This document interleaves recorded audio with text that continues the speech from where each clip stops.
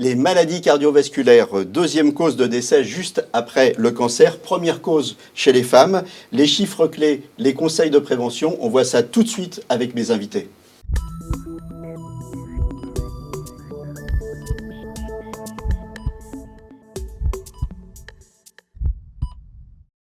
Vous dirigez l'équipe d'hypertension artérielle du Centre de diagnostic et de thérapeutique de l'Hôtel-Dieu. Avec d'autres médecins, vous avez édité ce fascicule très complet sur l'hypertension artérielle. Docteur Stéphane Manzo-Silberman, vous êtes cardiologue à Lariboisière et vous intervenez également au nom de la commission Cœur des femmes de la Fédération française de cardiologie. Et vous, docteur Olivier Hoffmann, vous êtes cardiologue, ancien président du Collège national des cardiologues français.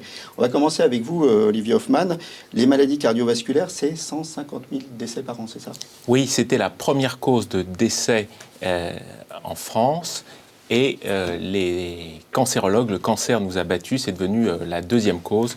On a dû progresser. Complète, hein. Cardiologue, cancérologue, c'est la... Exactement. Là, on a perdu la pole position et tant mieux pour les patients grâce au traitement des différents facteurs de risque. Alors, on va les scanner assez rapidement, ces facteurs de risque. Le cholestérol, ou plutôt LDL. Alors, c'est quoi la différence HDL, LDL? Le public s'y perd toujours. Oui, le cholestérol, c'est le cholestérol total, mais ce qui nous importe, c'est le mauvais cholestérol. C'est le cholestérol qui se dépose sur les artères. Et, alors celui-là, c'est le LDL. Le bon cholestérol, c'est le cholestérol éboueur qui ramène le cholestérol des artères vers le foie. Quand on lit ces analyses, si on a un chiffre à regarder, c'est en dessous de quoi? De 1,60, c'est ça? Pour le cholestérol total, oui. Après, ce qui nous importe, est-ce que le bon cholestérol est élevé, c'est-à-dire au-dessus de 0,60 g par litre, et à ce moment-là, c'est familial, génétique, on a de la chance. Et le mauvais cholestérol ne doit pas dépasser, en gros, 1,40 g par litre. Il y a une controverse en ce moment à propos des statines. On n'arrête pas ces statines sans en parler à son médecin, c'est ça? Exactement. C'est lui le décisionnaire. S'il vous a prescrit une statine, vous en parlez avec lui, en particulier si vous avez des effets secondaires, mais peut-être on y reviendra. Ce qui est important, c'est est-ce qu'on est en prévention secondaire, c'est-à-dire on a fait un événement cardiovasculaire comme un infarctus, ou est-ce qu'on est en prévention primaire, on n'a fait aucun événement, mais on veut être dans les clous par rapport au chiffre de cholestérol. Le diabète. Le diabète, c'est plus de 5% de la population. C'est une épidémie, c'est une endémie, ça explose. Pourquoi? Les sucres qui sont par exemple dans les sodas, la fast-food. Et il va falloir lutter parce que le diabète est une des causes très importantes de maladies cardiovasculaires. Alors, il y a d'autres choses. Il y a la sédentarité, l'activité physique qui est importante, on va y revenir, le tabac, le stress, les antécédents familiaux. Mais j'ai deux questions à vous poser. Les dépôts d'athérome, qu'est-ce que c'est? Alors, c'est en fait la graisse. L'athérome, c'est composé des différents facteurs de risque, du cholestérol, du tabac, du diabète, de l'hypertension. Et ces dépôts de graisse d'athérome vont se déposer sur les artères ici carotides à destinée cérébrale, les artères coronaires qui irriguent le cœur, les artères de jambe, elles se déposent un peu partout. Boucher, en fait. Le score calcique, alors qu'est-ce que c'est? Le score calcique, c'est le dépôt de calcium sur les artères du cœur, sur les coronaires, et plus ce score est élevé, c'est-à-dire plus il y a de dépôts, plus vous êtes à risque de faire un événement cardiovasculaire type infarctus dans les années qui viennent. Alors, un des autres gros facteurs de risque, professeur Blacher, c'est l'hypertension artérielle. Alors, l'hypertension artérielle, c'est votre dada. Hein. Les Américains l'appellent le silent killer. L'hypertension, ça touche à peu près 15 millions de personnes en France, dont beaucoup ne sont pas dépistées. Et pourtant, l'hypertension, c'est pas une fatalité. Alors, pour qu'on comprenne un peu mieux l'hypertension, si je vous dis 14,8, ça veut dire quoi? Le premier chiffre, c'est le niveau de pression artérielle au moment où le cœur se contracte. Donc le maximum de la pression artérielle dans tout le circuit artériel. Ça, c'est 14. C'est 14. Et puis le deuxième chiffre, 8, eh bien, c'est le niveau de pression artérielle à la fin de la période de relâchement du cœur. Donc c'est la pression la plus basse dans les artères. Les artères sont un organe qui est un organe qui se contracte et qui se dilate. Et c'est grâce à cette compliance, cette distensibilité des gros troncs artériels que la pression reste supérieure à 0 au moment où le cœur ne fait plus avancer le sang. À partir de quel moment on commence à parler d'hypertension artérielle? 14 pour le premier chiffre, ou 9 pour le deuxième chiffre. D'accord. Donc 14,8 c'est normal et 14,9 on est déjà hypertendu, c'est ça? 9, on est hypertendu, 14, on est hypertendu. D'accord. Donc 14-9, on est hypertendu, 13-9, on est hypertendu, 15-10, on est hypertendu. Bon, il y a beaucoup de gens qui ne sont pas dépistés. Qu'est-ce qu'on fait? Périodiquement, il faut prendre sa tension, c'est ça? Il faut qu'à chaque consultation médicale... Si je suis jamais malade, je ne vais jamais chez le généraliste. Oui, mais c'est bien le problème. C'est bien le problème. Il faut que les Français aient une meilleure culture de prévention. Oui. Vous n'êtes pas malade, mais vous avez dit que l'hypertension, c'était le silent killer.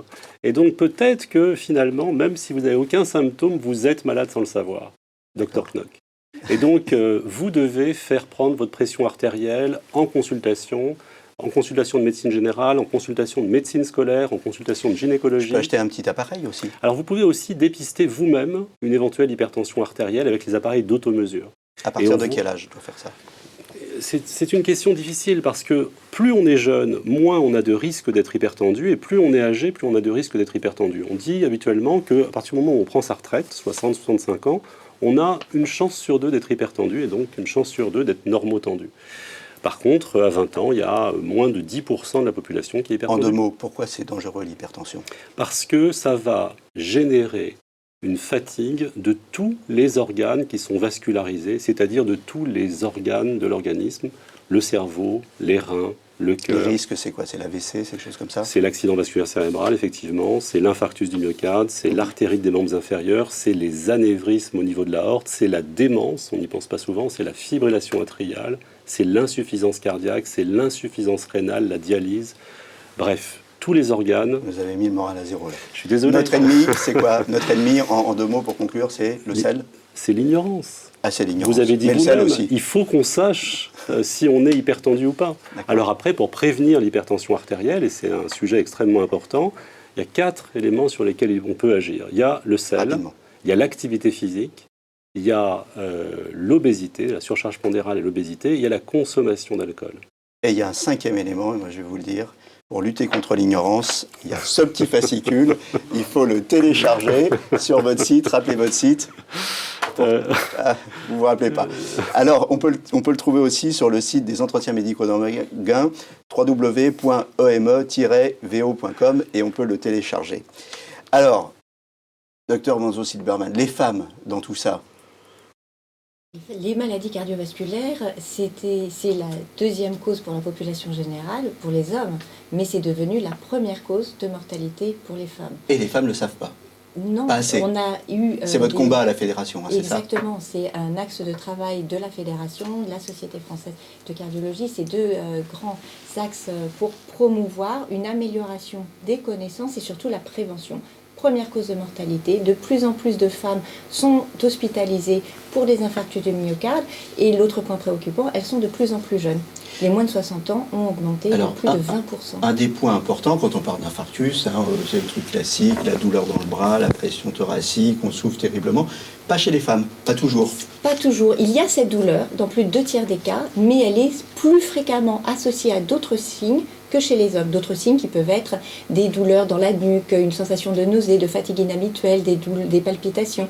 Plus de signes associés à cette douleur thoracique. Ça arrive que des femmes fassent des infarctus sans s'en rendre compte finalement? Ça peut arriver, notamment si elles sont diabétiques. Chez le patient diabétique et chez les plus jeunes, on a moins souvent les signes plus stéréotypés de la douleur infarctueuse. Elles ont aussi, en cas d'infarctus, un pronostic vital moins favorable.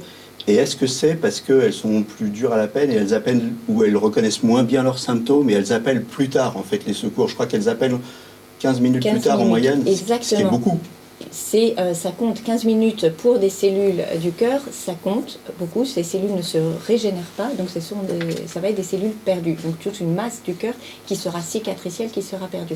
Elles appellent plus tard, mais ce n'est pas le seul facteur explicatif à cet excès de mortalité, et qui est multiplié par un facteur jusqu'à 2. Et la mortalité précoce durant la phase hospitalière, durant les 2-3 jours de l'hospitalisation pour un infarctus du myocarde, et elles auront presque 2 fois plus de chances d'en décéder qu'un homme.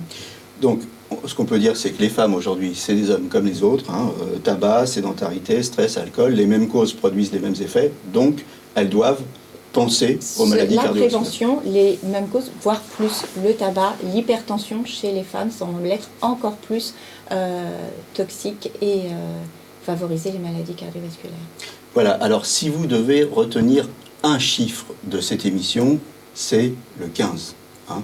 Le 15, donc il ne faut pas tarder à appeler, et surtout vous, mesdames, hein, c'est le message qu'on veut faire passer, il ne faut pas tarder à appeler, et en attendant l'arrivée des secours, il faut pratiquer le massage cardiaque. Alors j'ai des cardiologues autour de moi, Dr Hoffman, vous allez me montrer un petit peu le massage cardiaque, comment on fait. Alors en premier, voilà, la position des mains. Je suis en sécurité totale, parce que je voilà, alors, rien ne peut m'arriver. La position des mains. En dessous du micro, il y a le sternum.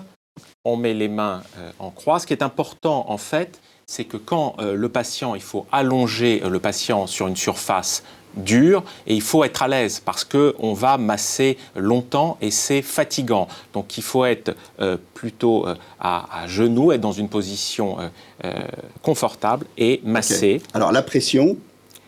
Une pression, on y va, franchement. Une pression qui est importante, évidemment en essayant d'éviter de casser des côtes.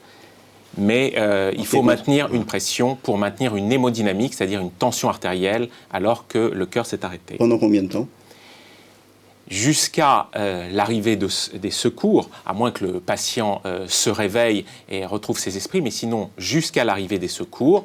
Si on a la chance de bénéficier d'un défibrillateur... Alors, le défibrillateur, on le montre, hein, voilà. C'est un défibrillateur semi-automatique. Ça veut dire que c'est lui qui décide. On va coller une électrode sur le devant du thorax, une électrode derrière, le relier, et le défibrillateur nous dira s'il faut appuyer sur le bouton rouge pour lancer le choc. C'est lui qui décide. Si c'est le cas, vous appuyez sur le bouton rouge, le choc est lancé, et en défibrillant le patient, on a une chance qu'il revienne à lui. Alors, vous emballez pas, je vous pose la question, le bouche à bouche, on le fait plus.